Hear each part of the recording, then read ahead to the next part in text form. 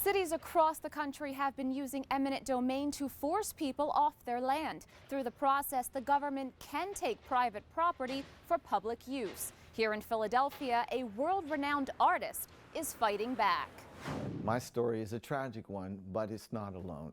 Pittsburgh native James Dupre is a graduate of the University of Pennsylvania and the Pennsylvania Academy of the Fine Arts. He has traveled the world to create art, curate shows, and exhibit his masterpieces. His works are in the permanent collections of several museums abroad and featured in the Philadelphia Museum of Art and the African American Museum in Philadelphia.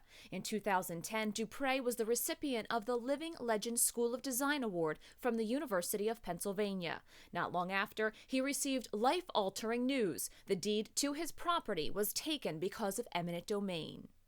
Now they have a law to take my free and clear deed, my property, 34 years into my 35-year dream studio, built with my own two hands, my own money, didn't ask anybody for anything. Under the power of eminent domain, a state or national government can take private property for public use, which includes delegation to third parties who will devote it to public or civic use, or in some cases, to economic development.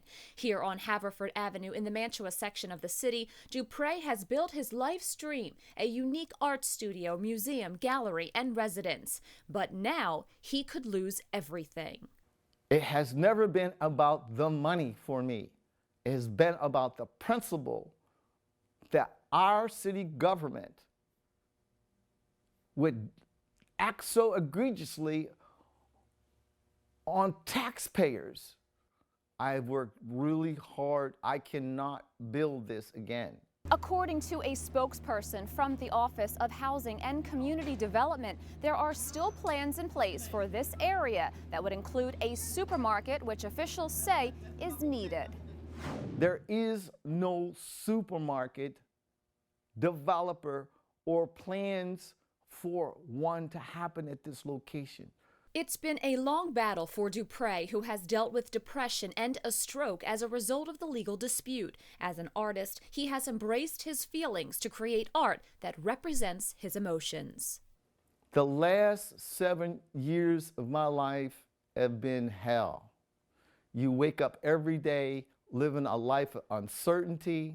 The symbols are my pain and suffering. And that pain and suffering is for all those that cannot and do not have the means. This law kills people. Currently, Dupre is still in litigation with the city and says he hopes officials will return his deed so he can again be the lawful owner of his property. In Philadelphia, I'm Veronica Dudo for MeTV.